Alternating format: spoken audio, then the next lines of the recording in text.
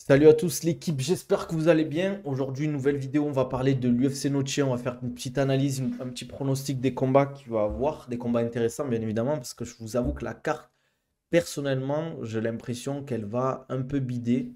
Je pense que on va pas avoir un gros vente de pay-per-view, euh, parce que déjà le prix des billets pour la salle, globalement les combats sont pas super intéressants. On va parler de tout ça comme d'hab, likez, commentez, abonnez-vous, ça fait toujours plaisir. Donc UFC Noche, les gars, avec un main event Sean O'Malley vs Merab Dvalishvili, je crois qu'on dit. En co-main event, on a un combat féminin pour on va dire la ceinture entre Grasso et Shevchenko. Donc on a, comment il s'appelle Manon Fiorot qui est en backup, si jamais. Donc franchement, un combat assez intéressant pour ceux qui suivent la scène féminine, parce que pour moi, c'est un des meilleurs combats qu'on peut avoir euh, actuellement. Mais sinon, globalement, c'est assez faible. D'ailleurs, on a Brian Ortega vs Diego Lopez, qui est un combat assez intéressant. Mais globalement, c'est pas carte principale. Après, on a Daniel Zeuber vs Esteban Ribovic et Ronaldo Rodriguez contre Ode Osbourne. Franchement, je pense que la plupart des gens ne sont même pas au courant de qui sont ces gens. Euh, Globalement, on a, j'aime pas dire ça, hein, mais déjà trois combats féminins, c'est beaucoup. Quand c'est deux, je trouve ça suffit. On a Raoul Rosa Junior qui revient aussi, combat contre Kylen Aori. Voilà, c'est la carte du Mexique, hein. Euh, là, on a Edgar aussi Chérez contre Joas Van, mais c'est pas ouf, les gars, globalement. Je sais pas ce que vous en pensez, mais c'est très faible. Donc pour la vidéo de BSD sur son staff, nouveau coach de Muay Thai, plus efficace avec plus de protection, main relevée, menton plus bas, suivi par un jet, il est moins lourd, toujours avant l'UFC. Ouais, mais ça, il peut pas savoir encore. Tu veux dire il est moins lourd actuellement que d'habitude. Ondor Force et des no-names, c'est comment? En vrai, globalement, moi, je vous le dis cash. À part Merab vs Sean O'Malley et Diego Lopez vs Brian Ortega, je vais regarder rien d'autre, quoi. On verra sur son prochain combat. Je pense que c'est dur quand même de totalement changer son style et d'évoluer aussi rapidement. Ça, c'est pour se mettre en confiance. Je doute pas qu'il peut progresser, ça, il n'y a pas de souci. Mais tu ne deviens pas, on va dire, bon ou très bon à excellent en peut-être 6 mois, malheureusement. Tu peux t'améliorer globalement sur certains détails. C'est vrai qu'il a toujours été très bien entouré, je trouve, BSD. Le fait d'être suivi par un jet, pour moi, c'est du non-sens quand tu es à l'UFC de ne pas avoir un jet. Ça, c'est du non-sens total. Pareil pour un préparateur physique, pareil pour moi, un staff carré. Tu as des gens, par exemple, ils ont peut-être pas tout le monde besoin d'un coach mental, mais ça, c'est pas tout le monde. BSD, globalement, je pense que c'est pas forcément le mec qui a besoin d'un coach mental. Il a plus besoin de directives, entre guillemets, de les respecter. Je pense que BSD va gagner contre Moïcano, euh, mais ça prend du temps de changer complètement son style ou d'évoluer vers un style un peu plus conservateur. Mais c'est ça aussi qui fait sa force à BSD. C'est le fait de vraiment rentrer, d'aller à la guerre qui peut perturber des combattants qui n'ont pas l'habitude d'affronter des mecs qui te rentrent dedans et qui cherchent pas à être, on va dire, performants tactiquement, entre guillemets, parce que BSD, on va pas se mentir, c'est pas un monstre tactique dans ses combats, c'est plus un monstre physique, un mec qui met beaucoup de volume, beaucoup d'intensité, beaucoup de pression et qui te noie un peu sous un peu comme un mec qui te rentre dedans en fait. Mais c'est bien évidemment c'est beaucoup plus complexe que ça. Mais c'est clair que BSD c'est pas le tacticien dans la cage, c'est un mec qui joue plus sur l'impact physique, la pression, les coups, le fait de qui va encaisser le plus entre guillemets. Même si par exemple le combat contre comment il s'appelle euh, faut pas oublier que le combat, comment il s'appelle, contre Gabriel Bonfim, les middle kicks, ça a été travaillé aussi via Daniel Warren. Tu peux être très bon coach pour apprendre des choses, pour faire développer, entre guillemets, te faire développer techniquement, etc. Mais tactiquement, ça c'est une autre chose. Et tactiquement, par rapport à un combat, merci Laïsel mec frérot. Mais par exemple, je te donne un exemple. Préparer un training camp, préparer une stratégie pour un adversaire, c'est beaucoup plus compliqué qu'on le pense parce qu'il faut avoir une capacité d'analyse, il faut avoir du temps, il faut être bon pour analyser les points forts, les points faibles de l'adversaire et ça demande beaucoup d'analyse poussée technique. Par exemple, tu vas te dire, ok, moi, mon adversaire, qu'est-ce qu'il ferait pour battre BSD? Par exemple, qu'est-ce que ferait Moïcano pour battre BSD? Combien le volume de frappe dans la cage? Combien il met de coups en moyenne comment ça s'appelle? Dans le combat ou par round? Est-ce qu'il met beaucoup de takedown? Est-ce que c'est plus un mec qui défend très bien la lutte? Est-ce que c'est plus un mec du JB? Quelles sont ses soumissions favorites, par exemple? Des trucs comme ça, en fait. Et ça demande énormément de temps, d'attention. Puis, il faut derrière préparer le training camp. Puis, derrière, quand tu prépares le training camp, il faut pouvoir l'intégrer. euh, euh, Comment ça s'appelle? L'intégrer dans tes entraînements. Il faut trouver puis les sparring partners qui sont adaptés au profil de ton adversaire. Tout ça, ça demande énormément de taf. Après, je dis pas qu'il ne va pas évoluer. Je pense qu'il va évoluer, mais à voir. Moi, j'ai pas envie de cracher sur sa nouvelle équipe. Au contraire, je pense qu'ils vont faire du bon taf, mais à voir. Exactement, l'expérience des coachs, de ces coachs au niveau, parce qu'il y aura énormément de pression autour des coachs. Par exemple, imagine, là, si BSD il perd, parce qu'il a fait une erreur ou qu'il n'est pas bien préparé, t'imagines la pression pour les nouveaux coachs? C'est dur, hein? Alaykoum salam, Omar, ça va ou quoi? On marque l'endeuil. Alaykoum salam, Isma. Grâce au Shevchenko qui a hypé, les gars. Je t'avoue que je vais peut-être regarder, mais en replay, mais voilà, quoi. C'est pas le combat que j'attends. Moi, je te dis, je vais regarder plutôt Diego Lopez, Brian Ortega, qui peut être un beau combat, et Sean O'Malley vs Merab Dvalishvili. Mais cette carte, j'y attends pas grand-chose. Je comprends pas la hype qu'il y a autour de tout ça, quoi. Bon, un peu, les gars, Gourdoko, vous connaissez la patate?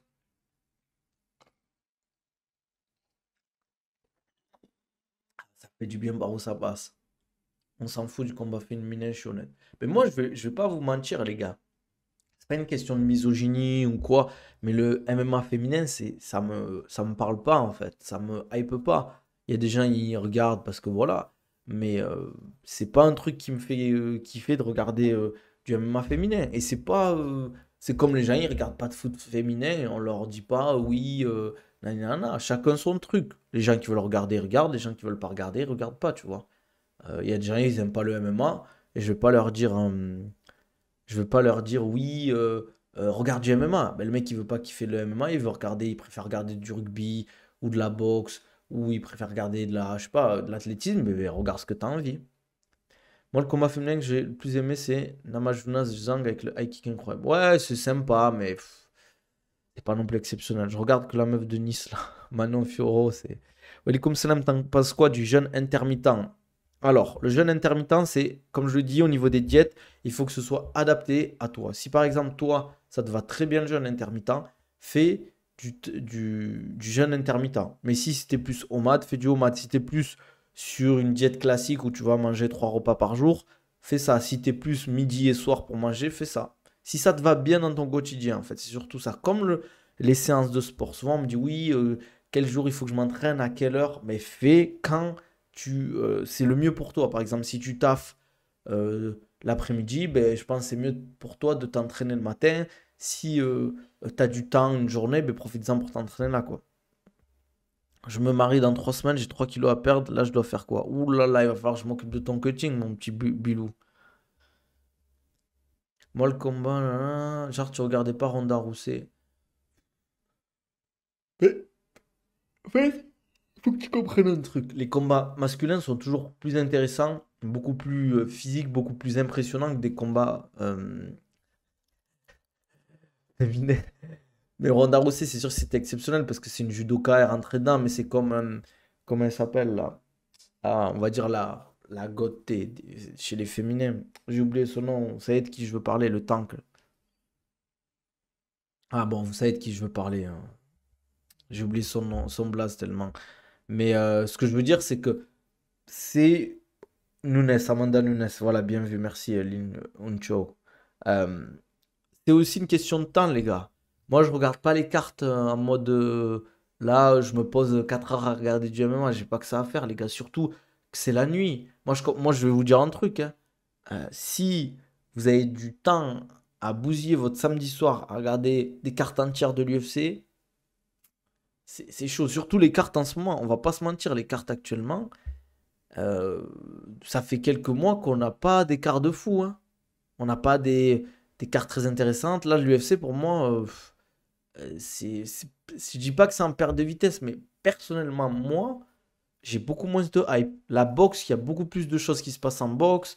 Par exemple, on a Beterbiev Bivol qui arrive, on a Crawford qui arrive, on a pas mal de choses qui se passent, quoi. Jeûne intermittent ou OMAD, tu peux te permettre de négliger la qualité du repas niveau LC. Non, pas du tout. Ça, c'est vraiment une fumisterie de penser que tu peux manger tout et n'importe quoi parce que déjà, il faut penser à ta santé. Tu me dis niveau healthy, c'est pas bon pour la santé. Et c'est surtout qu'en fait, le seul repas que tu vas avoir, imagine, si t'es en maths, si tu manges de la merde, ben, tu vas pas être bien. Ça reste quand même du gras. Ok, tu as une dépense calorique et un apport calorique on va dire, à gérer. Mais si tu manges de la merde, c'est comme si dans une Ferrari, tu mets un carburant de mauvaise qualité ou de l'huile de mauvaise qualité. Ouais, la boxe, ça revient très très fort. Et tant mieux, grâce à l'argent des Saoudiens. On va pas se mentir, top 5 des combattants qui te hype le plus, tu fais nuit blanche. Nuit blanche, franchement, c'est chaud, mon gars. Toporia, je pense, Toporia. Nuit blanche, peut-être Ramzat, Shimaev. Et il y a moyen que ce soit tout, hein. Ouais, Toporia, Ramzat. Mais nuit blanche, c'est chaud, mon gars, hein, pour faire nuit blanche. Et encore. Je mets Toporia en première, Ramzat en deuxième. Euh, Peut-être Nassour pour une ceinture, à la limite. Si, Makhachev, il me hype, mais j'ai du mal à lui trouver. En fait, il faut qu'il. Tu vois, par exemple, Makhachev, je me dis, il a un lightweight, c'est bon. Il a nettoyé quasiment la KT, il reste que de Sarokia. Il a plus rien à prouver. Euh, on va voir contre Holloway. Tu vois, par exemple, Topuria Holloway, ça me fait kiffer, tu vois. Khamzat, il a encore à prouver en 84, donc il y a des choses à faire. C'est quand même assez impressionnant. Il y a une histoire et tout. Si elle accepte pas comme t'es, c'est pas la bonne. Deuxième, c'est pour les gens, vis pas pour eux. Gomis, Nora, tu fais pas nuit blanche. Ah oui, c'est sûr, tu ronfles direct. Non, je rigole, les gars. Non, je rigole, les gars, bien évidemment. Mais je vais pas vous mentir, l'UFC Paris, je suis pas sûr de regarder en direct parce que déjà, ça va être tard. Ça va être tard, parce que nous on a 2 heures d'avance par rapport à Paris. Si la carte commence à 18 h. Merci Anne pour le sub, ça fait grave plaisir. Grave plaisir. N'hésitez pas à sub comme le frérot AM217 pour éviter les pubs et soutenir la chaîne, les gars. UFC Paris, ça va pour nous. Ouais, pour une fois. Même pour moi, peut-être il y a moyen que je regarde en vrai. Parce que c'est +2, ça a commencé à 20 h. Ça va finir aller à minuit et demi, 1 h, je pense. Walaikum salam. Ça va, frérot? En forme? Merci pour le sub. Mais en tout cas, UFC Noche, les gars, on va faire un petit sondage sur Twitch, les gars. J'espère que vous allez voter. Parce que vous allez me dire si déjà vous êtes hype. Mais j'ai l'impression que pas beaucoup de monde, en tout cas chez les Français, qu'est-ce que je voulais dire? Ils sont pas super hype par cette carte parce que personne n'en parle. Après, aux États-Unis, je sais pas. Mais j'ai l'impression que tout le monde s'en fout, hein. Il a fait. Baki a fait un live TikTok hier soir dans sa voiture. Ah, j'étais même pas au courant. Bon, après, enfin, j'étais même pas au courant. Il fait ce qu'il veut, hein. Moi, je suis pas là pour. On va dire que. Ouais, il fait ce qu'il veut. Votez, les gars. J'ai mis un petit vote. Allez, j'ai voté déjà. Merci pour tes conseils, frérot. Qu'Allah te facilite. Emine, frérot, c'est avec plaisir. N'hésite pas à t'abonner, hein, ça fait toujours plaisir. Pas qui c'est ton pote ou c'est pro? Non, c'est le frérot, bah, il s'engourde. C'est mon frère. C'est un très, très, très bon ami à moi. Faut pas oublier que rester pendant tous les 3 4 mois, on reste 2 semaines, mais quasiment H24 ensemble. Donc forcément, ça crée des liens. Je reste plus avec lui que. Je suis autant avec lui pendant même voire plus que son père. Sportivement, la carte est intéressante, mais plus pour les connaisseurs. T'abuses, Obakat. T'abuses. En vrai, il y a 3 combats top et après, c'est assez pauvre. D'ailleurs, vous êtes 100% pro entre staff ou amis? Comment ça, Isma? Parce que tu as 3 combats au bas tact, au bas 4 par Diego Lopez, Brian Ortega et Grasso Shevchenko. Après, donne-moi un combat qui te hype. Me dis pas Raoul Rosas Junior, s'il te plaît. Tu penses quoi de l'arrivée de Kamel Jemel dans la team BSD? Super plus-value pour son striking. Bah ouais, c'est un gros nom pour son travail en. C'est plus, il vient du Muay Thai, on est d'accord, lui. Euh, je pense que c'est bien. Après, on ne le verra peut-être pas forcément sur le court terme. On le verra peut-être pas sur le combat de l'UFC Paris, mais peut-être un tout petit peu dans certaines choses, mais ça va être du détail. Prenons O'Malley Merab. Moi, je vois O'Malley, les gars. Je vois O'Malley. J'ai pas compris ta question, Isma, en fait. N'hésitez pas à voter, les gars. Votez, votez. Moi, j'ai voté. Vous savez ce que j'ai voté. Mettre du cardio haute intensité après chaque séance de muscu favorable. Ça dépend combien de séances tu vas faire. Ça dépend quel type d'intensité tu fais. Mais pas forcément. Pas forcément. Il vient du Muay Thai, mais il a aussi un passage en anglaise. Ah, ben c'est top ça. Je pensais qu'il venait que du Muay Thai. Tu penses quoi du futur combattant de Morgan Charrière plus simple? Je dirais pas plus simple. Je dirais peut-être son style va vraiment avantager Morgan. Après, je pense qu'il est techniquement meilleur, Morgan. En tout cas, je préfère garder un combat de Grasso de Manon plutôt que Strickland. Ah, mais c'est sûr. Mais c'est sûr, on est d'accord, Québécois, 100%. Moi, Strickland, j'ai toujours dit, si le combat est dégueulasse. En gros, entre membres du staff d'un fighter venant d'une relation purement pro, c'est comme une famille. Non, tu vois, par exemple, Baïsangour, ça reste comme une famille. Mais dans les sports de combat, c'est très proche, très famille. Parce que c'est différent. Parce que tu t'entraînes souvent avec la personne. Le coach, il va rester très longtemps autour de l'athlète. C'est une équipe, entre guillemets, assez soudée. C'est pas comme dans le foot où ça reste très pro. Ça reste très pro parce que le coach, tu le vois à l'entraînement, tu le vois pendant le match. Mais après, c'est tout. Tandis que tu crées vraiment des liens, entre guillemets, dans les sports de combat entre le cutting, le combat, que ce soit dans la victoire ou la défaite. Tu vois, par exemple, dans une équipe de foot, ben, au bout de la fin de l'année, il peut sauter, le mec. Tandis que là, et puis, tu vois, par exemple, Baïsangour, il y a ses frères derrière, il y a sa famille, il y a son père. Euh, c'est très familial, entre guillemets. J'ai l'impression qu'il y a plein de combattants, ils ont honte de dire qu'ils vont à la salle ou limite ils le cachent. Comment ça, facile, facile? Hum, hum, hum. Nabil, c'est quoi la différence entre un coach sportif et un préparateur physique? Alors, un coach sportif, c'est plus quelqu'un qui va travailler avec des gens, entre guillemets, c'est normaux, qui veulent juste mais, prendre en prise de masse, perdre du poids, remise en forme, etc. Même, tu peux améliorer tes qualités physiques, mais par exemple, un préparateur physique, c'est plus quelqu'un qui va axer le travail sur le développement des qualités physiques pour la discipline. Par exemple, quelqu'un qui fait de l'athlétisme, quelqu'un qui fait du cyclisme, quelqu'un qui fait de la boxe. Mais ce qui fait le préparateur physique, c'est vraiment te préparer pour être au top physiquement dans ta discipline. Et surtout réduire le risque de blessure. Parce que pour moi, c'est le truc le plus important pour un préparateur physique. C'est réduire le risque de blessure. Parce que c'est souvent ça qui fait que tu vas potentiellement arrêter ta carrière ou freiner ta carrière. Tu penses, le cardio, c'est pas favorable pour la prise de muscle en règle générale? Ça dépend, ça dépend. Ça peut t'aider à plus t'entraîner, donc forcément, ça peut être intéressant. Ça peut t'aider aussi à perdre ta masse grasse, donc forcément à être beaucoup plus esthétique. Ça dépend. Pour moi, il faut pas se dire je veux faire du muscle, je fais pas de cardio. Au contraire. L'un, c'est la performance et l'autre, l'esthétisme. C'est entre guillemets oui, mais pas que. Parce que le coach sportif, il peut posséder aussi du sport santé. Faire du sport, c'est que bénéfique si c'est bien fait. Réel, il y a beaucoup qui taillent les go muscu, mais c'est plus les fighters amateurs. Non, mais pour moi, tu es combattant pro ou amateur. Si tu fais pas de préparation physique, t'as rien compris. T'as rien compris. Après, faut pas faire n'importe quoi. Mais si pour moi, tu es un mec qui combat en 70 kilos, euh, tu fais même pas un soulevé de terre à 120, 130, t'arrives pas à faire des tractions lestées ou t'arrives pas à faire. C'est bizarre quand même. Ça veut dire quand même que tu manques de force globalement. Pour prendre du muscle, c'est l'entraînement ou la diète le plus important. Pourquoi en fait, les gars, ça c'est cette question qu'on me pose souvent. Pourquoi choisir en fait? Pourquoi tu vas pas t'impliquer à 100% dans tes entraînements? Pourquoi tu vas pas t'impliquer 100% dans ta nutrition? T'as des gens qui vont te dire oui, mais moi je connais un tel, il mange mal, il va à la salle, il a un physique de fou. Oui, peut-être, mais ça va pas durer longtemps. Je te le dis.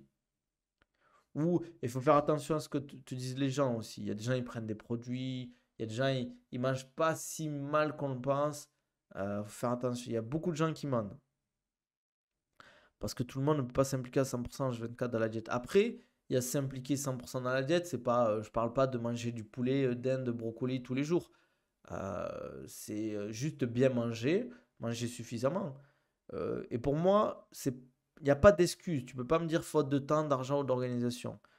Euh, c'est pas une question. C'est une question aussi. Il faut que l'alimentation, c'est votre santé, les gars. Si vous n'avez pas d'argent à mettre dans ce que vous ingérez, mais pour moi, ça doit être une des priorités. La santé, ça doit être une priorité dans votre investissement personnel, que ce soit au niveau de l'argent, du temps et de l'organisation. Si vous ne voulez pas vous investir sur votre santé, mais sur quoi vous allez investir? Le travail. Donc le travail, ça va passer avant votre santé. Non, les gars, votre travail, c'est important parce que c'est ça qui vous fait vivre, qui vous fait gagner de l'argent. Mais si derrière vous mangez de la merde parce que vous n'avez pas le temps de cuisiner ou de vous organiser, il y a peut-être un problème, les gars. Il faut peut-être se poser les bonnes questions au niveau du travail. Est-ce que c'est ce travail-là actuellement, il est si important pour vous? C'est ça aussi, les gars. Deux tartines, des clients, des clean le matin, c'est nickel. Ah ouais, loup de la street, c'est top ça. Moi, Nabil, j'ai un gros souci, j'ai une grosse asymétrie au niveau des jambes qui s'est accentuée, si bien que maintenant, quand je fais du deadlift ou des squats, je suis complètement déséquilibré parce que la barre penche trop d'un côté. Ben, faut arrêter de faire du deadlift et du squat, fais du trail unilatéral, des fentes, beaucoup de fentes. Surtout qu'une meilleure santé, plus performant au taf. Exactement, comme dit pardon, 217, t'es plus performant au taf, t'es plus performant dans la vie de tous les jours, ça veut dire que tu vas te sentir mieux, même au niveau de la tête, le fait d'être en bonne santé, d'avoir de la forme, tu vas être tellement mieux, tu vas te lever le matin, tu vas te dire, ah ouais, je me sens bien là et tout, je suis en forme, euh, je pète la forme, quoi. Et les gars, pensez long terme. Votre corps, c'est l'investissement le plus important que vous devez faire. Euh, Investissez dans votre santé, investissez dans votre corps. Ça veut dire bien manger, faire du sport, bien dormir, éviter les grosses sources de stress négatives, quoi. C'est super important, les gars. Je le répète, mais si vous ne prenez pas soin de votre corps, ben, il va vous le faire payer. C'est comme une voiture, les gars. Vous le savez tous, quand vous entretenez pas une voiture, vous ne l'amenez pas faire souvent, régulièrement des vidanges, changer les filtres, etc. Ben, vous allez avoir des problèmes. Vous allez avoir des problèmes, des voyants qui s'allument, etc. Et vous allez être dégoûté parce que vous allez mettre de l'argent au final. Et c'est pareil avec le corps. Vous allez être dégoûté ben, parce que vous allez devoir être suivi par des médecins, faire des rendez-vous, peut-être payer des trucs en plus et tout parce que vous avez des problèmes de santé, les gars. Donc voilà. Moi, après, c'est mon truc, hein. Vous n'êtes pas obligé d'écouter, hein. Un cheat meal par semaine bien calorique, c'est grave si on se tue toute la semaine cardio-muscu. Oui, c'est pas très grave en soi. Tu peux aller te faire plaisir tant que c'est avec des amis ou de la famille. En fait, le délire du cheat meal, euh, il faut pas. En fait, il faut toujours se dire, si tu veux des résultats rapides, plus tu vas mettre d'implication dans tes entraînements, ta bouffe, ton repos, plus tu auras de résultats. Si tu fais un cheat meal, c'est pas grave, ça va pas enlever tous tes bénéfices, mais tu vas freiner ta progression. J'ai le seum, on m'a diagnostiqué une maladie inflammatoire chronique intestinale. Et c'est dû à quoi cette maladie, Maxou? Est-ce que tu y a quelqu'un qui peut te suivre ou pas là-dessus? En tout cas, frérot, j'espère que tu vas pouvoir guérir de ça, hein. Ça doit pas être facile, mais on est avec toi, mon gars. On est avec toi. Il y a combien de grammes de prot dans un œuf? Ça dépend de la taille de l'œuf. Pour toi, les cheat meals, c'est tous les combien de temps pour les combattants? Ça dépend si t'es en camp ou pas. Si t'es hors camp, tu peux en prendre une fois par semaine, allez, deux. Mais ça dépend de cheat meal. Si tu manges une petite pizza avec des tomates, des trucs comme ça, ok. Mais si tu commences à manger des gros burgers avec du pain, des frites, soda et tout, ben là, c'est pas la même chose, tu vois.